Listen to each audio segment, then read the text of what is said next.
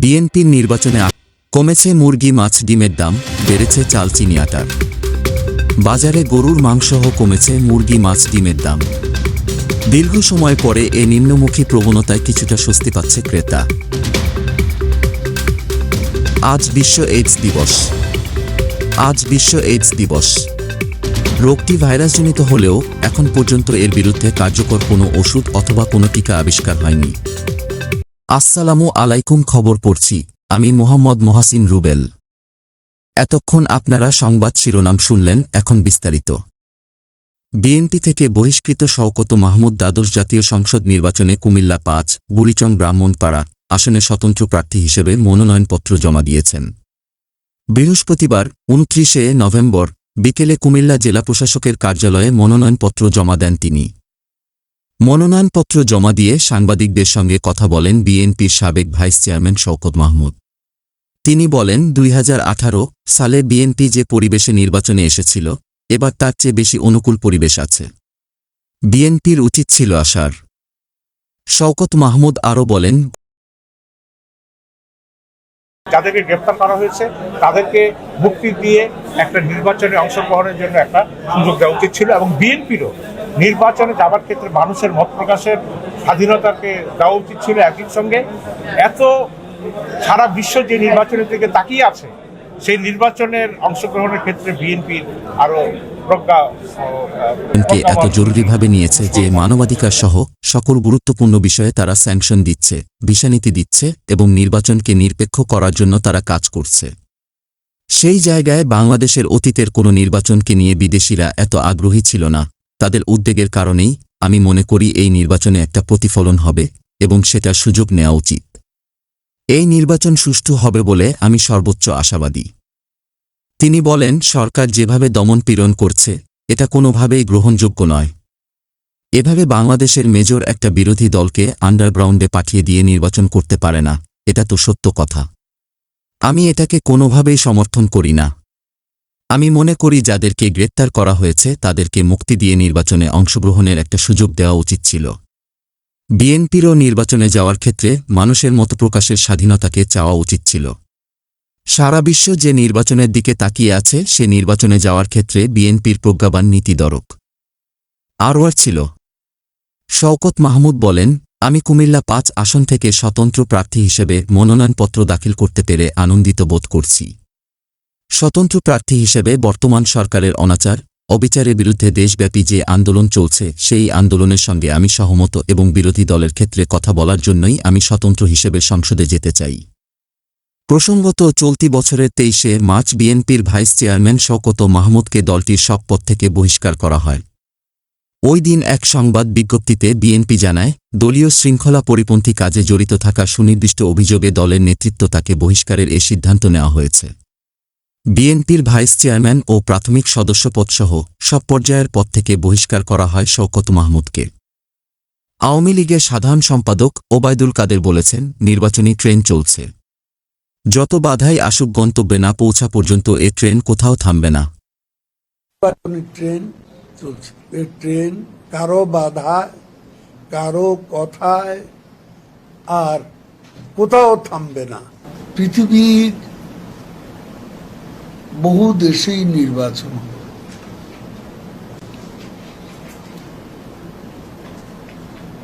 এর মধ্যে Europe, Africa, Latin America অনেক দেশেই নির্বাচনটা হয় অনেক সময় বিরোধী দলের অনুপস্থিতি। তো সেসব নির্বাচনকে কেউ কিন্তু অবৈধ মনে করে না, কারণ যে নির্বাচনে জনগণ ভোট দিতে আসে, জনগণের অংশগ্রহণ নিশ্চিত হয়, সেখানে দু একটা দল না আসলে নির্বাচন অবৈধ হয়ে যাবে, অংশগ্রহণমূলক হবে না, এটা মনে করার কোনো কারণ নেই। শুক্রবার ১ ডিসেম্বর রাজধানীর ধানমন্ডিতে আওয়ামী লীগ সভাপতির রাজনৈতিক কার্যালয়ে ব্রিফিংয়ে কথা বলেন তিনি। ওবায়দুল কাদের বলেন, বিএনপি দল হিসেবে অংশ না নিলেও তাদের ১৫ জন কেন্দ্রীয় নেতাসহ ৩০ জন সাবেক এমপি নির্বাচনে অংশ নিচ্ছেন। নির্বাচন ঘিরে বহুদিন পর একটা উৎসবমুখর পরিবেশ সারা দেশে লক্ষ্য করা যাচ্ছে। দু একটি রাজনৈতিক দল অংশ নিল কিনা তার চেয়ে জনগণের অংশগ্রহণটা কেমন সেটা বেশি করে ভাববার বিষয়। টিআইবি ও সুজনের সুশাসনের জন্য নাগরিক সমালোচনা করে সেতুমন্ত্রী বলেন, বিএনপি আন্দোলনের নামে দেশে যে সহিংসতা সন্ত্রাস করছে সে বিষয়ে টিআইবি কিংবা সুজনের মুখে কোনো কথা নেই, অথচ তারা গণতন্ত্র মানবাধিকারের কথা বলে। তিনি আরও বলেন, ইউরোপ, আফ্রিকা, ল্যাটিন আমেরিকা সহ অনেক দেশেই বিরোধী দলের অনুপস্থিতিতে নির্বাচন হয়। সেসব নির্বাচনকে কেউ তো অবৈধ মনে করে না, কারণ যে ভোটে জনগণের অংশগ্রহণ নিশ্চিত হয় সেখানে দু একটি দল না এলে নির্বাচন অবৈধ হয়ে যাবে এটা বলা যায় না।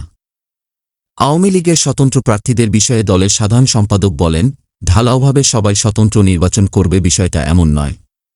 ১৬ তারিখ পর্যন্ত দলীয়ভাবে পর্যবেক্ষণ করা হবে।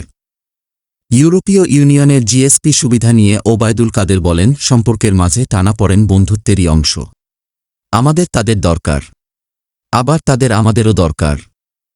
প্রেস ব্রিফিংয়ে আরও উপস্থিত ছিলেন আওয়ামী লীগের যুগ্ম সাধারণ সম্পাদক আফম বাহাউদ্দিন নাসিম, সাংগঠনিক সম্পাদক বিএম মোজাম্মেল হক, দপ্তর সম্পাদক ব্যারিস্টার বিপ্লব বড়ুয়াসহ কেন্দ্রীয় আওয়ামী লীগের অনেকে।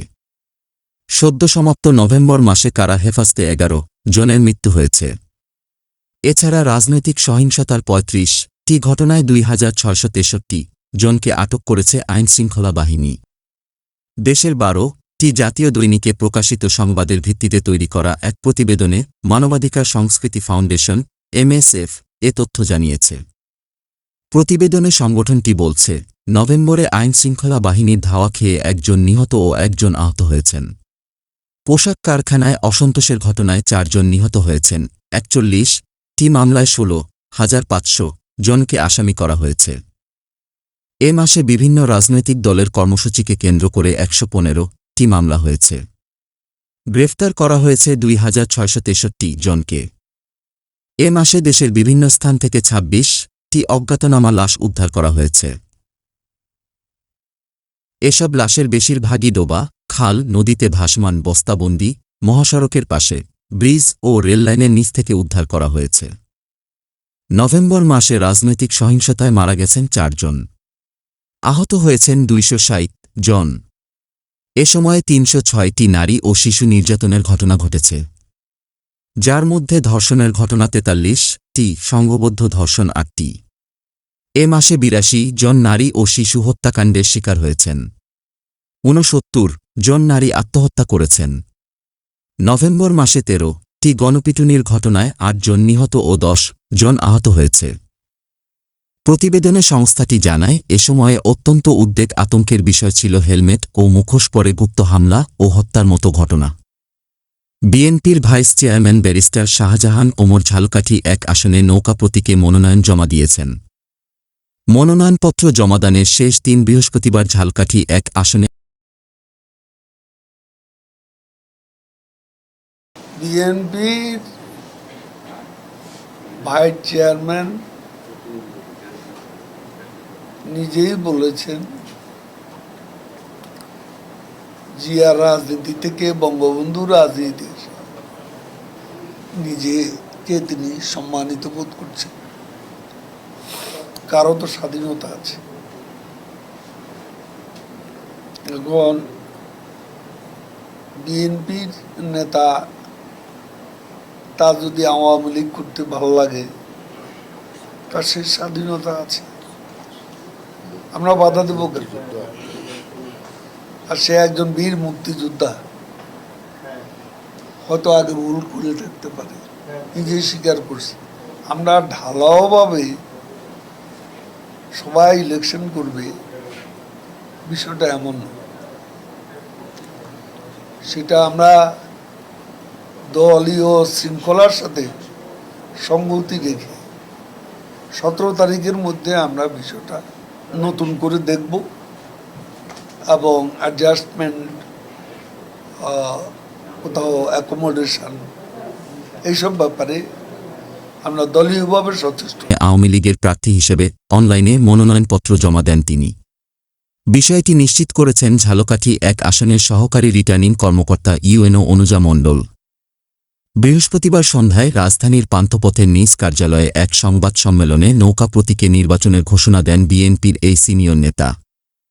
এ সময় শাহজাহান ওমর বলেন, জিয়ার রাজনীতি থেকে বঙ্গবন্ধুর রাজনীতি আরও উন্নত, তাই নৌকার হয়ে ভোট করব। এদিকে আওয়ামী লীগের দপ্তর সম্পাদক বিপ্লব বড়ুয়া নৌকা প্রতীকে শাহজাহান ওমরের মনোনয়ন পাওয়ার তথ্য নিশ্চিত করেছেন। এর আগে বুধবার দুপুরে বাসে আগুন দেওয়ার অভিযোগে রাজধানীর নিউ মার্কেট থানার একটি মামলায় জামিন পান শাহজাহান ওমর। এরপর সন্ধ্যায় কারাগার থেকে মুক্তি পান তিনি। গত ৪ নভেম্বর রাজধানীর একটি বাসা থেকে সাবেক আইন প্রতিমন্ত্রী শাহজাহান ওমরকে আটক করে গোয়েন্দা পুলিশ। পরদিন তাকে ৪ দিনের রিমান্ডে পাঠান আদালত। এরপর গত ৯ নভেম্বর জামিন নামঞ্জুর করে কারাগারে পাঠানোর আদেশ দেওয়া হয়। গত ২৮ অক্টোবর বিএনপির মহাসমাবেশের দিন প্রধান বিচারপতির বাসভবন ও পুলিশের উপর হামলার ঘটনায় পুলিশ সদস্য হত্যা ও অগ্নিসংযোগের নির্দেশদাতা হিসেবে করা মামলায় তাকে গ্রেফতার করা হয়। বাজারে গরুর মাংস সহ কমেছে মুরগি, মাছ, ডিমের দাম। দীর্ঘ সময় পরে এ নিম্নমুখী প্রবণতায় কিছুটা স্বস্তি পাচ্ছে ক্রেতা। তবে এখনও বাড়তি দামে কিনতে হচ্ছে চাল, চিনি, আটা ও ময়দার মতো নিত্য প্রয়োজনীয় পণ্যগুলো। শুক্রবার ১ ডিসেম্বর রাজধানীর রামপুরা, মালিবাগ ও মগবাজারে দেখা গেছে এমন চিত্র। একই সঙ্গে শীতের সবজিও অনেকটা ক্রেতার নাগালে। চলতি বছরের আমন ধান কাটা শুরু হয়েছে, তাতে চালের বাজারে কোনো প্রভাব পড়েনি। মোটা চালের দাম আগের মতো রয়েছে। প্রতি কেজি মোটা চাল কিনতে গুনতে হচ্ছে ৫২ থেকে ৫৪ টাকা। অর্থাৎ নতুন চাল বাজারে এলেও মাসখানেক আগে যে খুচরা পর্যায়ে সব ধরনের চালের দর কেজিতে ৫ থেকে ৭ টাকা বেড়েছিল, এখনও সেই দরেই বিক্রি হচ্ছে। এদিকে বিশ্ববাজারে গমের দাম বাড়ায় আটা ও ময়দার দামও বেড়েছে। খোলা আটা কিনতে এখন ক্রেতাকে গুনতে হচ্ছে কেজিতে ৪৮ থেকে ৫০ টাকা। আর প্যাকেট আটার কেজি কিনতে খরচ হচ্ছে কম বেশি ৫৫ থেকে ৬০ টাকা। একইভাবে খোলা ময়দা ৬০ থেকে ৬৫ এবং প্যাকেট আটা ৬৫ থেকে ৭৫ টাকা বিক্রি হচ্ছে। এদিকে দীর্ঘ সময় ধরে অস্থিতিশীল চিনির বাজারে কোনো সুখবর নেই। খোলা চিনির কেজি বিক্রি হচ্ছে ১৪০ থেকে ১৪৫ টাকা দরে। অন্যদিকে বাজারে প্যাকেটজাত চিনির সরবরাহ নাই বললেই চলে। মিললে তার জন্য গুনতে হচ্ছে ১৬০ থেকে ১৭০ টাকা। অন্যদিকে বাজারে নতুন করে পাতাসহ পেঁয়াজ আসা শুরু হয়েছে। এতে অন্যান্য পেঁয়াজের দাম কিছুটা কমেছে। এখন বাজারে দেশি পেঁয়াজ ১১০ এবং আমদানি করা পেঁয়াজ ১০০ টাকা দরে বিক্রি হচ্ছে। এদিকে স্বস্তির বাজারে ক্রেতাদের টানছে গরুর মাংস। এখন রাজধানীর বিভিন্ন এলাকার দোকানে ৬০০ টাকা কেজিতে মাংস বিক্রি হতে দেখা যায়, যা ১ মাস আগের চেয়ে কেজিতে ১৫০ টাকা কম। তবে সাধারণ বাজারে এখনও আগের নিয়মে পরিমাণ মতো হাড্ডিসহ মাংসের কেজি বিক্রি হচ্ছে ৭০০ টাকা। গরুর মাংসের পাশাপাশি দাম কমেছে মুরগির। ব্রয়লার মুরগির কেজি ১৭০ থেকে ১৭৫ এবং সোনালী জাতের মুরগির কেজি ২৭০ থেকে ২৯০ টাকা দরে বিক্রি হচ্ছে। এছাড়া সাদা ও বাদামি রঙের ডিমের ডজন পাওয়া যাচ্ছে যথাক্রমে ১১০ ও ১২০ টাকার মধ্যে। বাজারে এখন মাছের সরবরাহ ভালো। তাছাড়া মাংসের দাম কমার প্রভাবও পড়েছে মাছের দামে। বেশি কমেছে চাষের মাছে। মাঝারি মানের চাষের পাঙাশ বিক্রি হচ্ছে কেজি প্রতি ১৮০ থেকে ২০০ টাকায়। বড় আকারের চাষের তেলাপিয়া ২০০ থেকে ২২০ টাকা। আর মান ও আকারভেদে চাষের রুই মাছের কেজি পাওয়া যাচ্ছে ৩০০ থেকে ৪০০ টাকার মধ্যে। তবে চিংড়ির দাম তেমন কমেনি। প্রতি কেজি কিনতে এখনও গুনতে হচ্ছে ৭০০ থেকে ১০০০ টাকা। অন্যদিকে সেপ্টেম্বর মাসে প্রথমবারের মতো বাংলাদেশে ডিমের দাম নির্ধারণ করে দিয়েছিল বাণিজ্য মন্ত্রণালয়। খুচরা বাজারে প্রতিটি ডিমের দাম সর্বোচ্চ ১২ টাকা করে নির্ধারণ করা হয় সেই সময়, যখন বাজারে প্রতিটি ডিমের দাম ১৩.৫ টাকা ছিল। এরপর বাজার নিয়ন্ত্রণে সরকার প্রথম ডিম আমদানির অনুমতিও দেয়। এরপর থেকে ক্রমাগত কমে এখন প্রতিটি ডিমের দাম ১০ টাকায় নেমেছে। পাড়া মহল্লার দোকান ও ব্যবসায়ীদের সঙ্গে কথা বলে জানা গেছে, বড় বাজারে প্রতি ডজন ফার্মের মুরগির বাদামি রঙের ডিম বিক্রি হচ্ছে ডজন প্রতি ১২০ টাকায়, অর্থাৎ প্রতিটি ১০ টাকা পিস। পাইকারিতে দরদাম করে ১১৫ টাকাও কেনা যাচ্ছে। তবে পাড়া মহল্লার একদম খুচরা দোকানে এখনও বিক্রি হচ্ছে ১২৫ থেকে ১৩০ টাকা পর্যন্ত।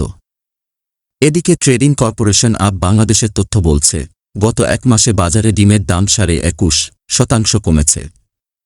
গত মাসে প্রতি হালি ডিমের দাম ছিল 50 থেকে 52 টাকা, যা এখন 37 থেকে 43 টাকার মধ্যে বিক্রি হচ্ছে। আজ বিশ্ব এইডস দিবস। রোগটি ভাইরাসজনিত হলেও এখন পর্যন্ত এর বিরুদ্ধে কার্যকর কোনো ওষুধ অথবা কোনো টিকা আবিষ্কার হয়নি। অন্যদিকে একেবারেই নতুন রোগ হলেও 1 বছরের মধ্যে করোনার টিকা চলেও আসে। এখন করোনা অতীতের বিষয়ে পরিণত হলেও 40 বছরের বেশি পুরনো রোগ এইডস এখনও মানুষের মধ্যে আতঙ্ক ছড়াচ্ছে। বাংলাদেশে প্রায় 14,000 মানুষ HIV এইডস আক্রান্ত। এদের মধ্যে 67% শনাক্ত করা সম্ভব হয়েছে। বাংলাদেশে 1989 সালে প্রথম এইডস রোগী শনাক্ত হলেও প্রথম এইডস রোগীর মৃত্যু ঘটে 2000 সালে। সর্বশেষ 2021 সালের 1 ডিসেম্বর থেকে 2022 সালের 30 নভেম্বর পর্যন্ত দেশে 232 জনের মৃত্যু হয় রোগটিতে। যারা HIV এইডসে আক্রান্ত তাদের মধ্যে 77% চিকিৎসার আওতায় এসেছে। বিশ্বের 1982 সালে প্রথমবারের মতো HIV এইডস আক্রান্ত শনাক্ত হয়। 2022 সালের 1 ডিসেম্বর থেকে এবছর 30 নভেম্বর পর্যন্ত কত মানুষ HIVতে আক্রান্ত হয়েছে এই সংখ্যা আজ 1 ডিসেম্বর সরকারের পক্ষ থেকে আনুষ্ঠানিকভাবে ঘোষণা করা হবে। রোগটির বিরুদ্ধে কোনো টিকা আবিষ্কার না হলেও কিছু ওষুধ আবিষ্কার হয়েছে, যেগুলো নিয়মিত গ্রহণ করলে মানুষের শরীরে HIVর জীবাণু বা ভাইরাস নিয়ন্ত্রণে থাকে, ভাইরাসের সংখ্যা বাড়ে না। ফলে আক্রান্ত ব্যক্তি সুস্থতার সাথে স্বাভাবিক জীবনযাপন করতে পারে। বাংলাদেশে HIV এইডস আক্রান্তদের ওষুধ এবং অন্যান্য চিকিৎসা সরকারের পক্ষ থেকে বিনামূল্যে দেওয়া হয়ে থাকে।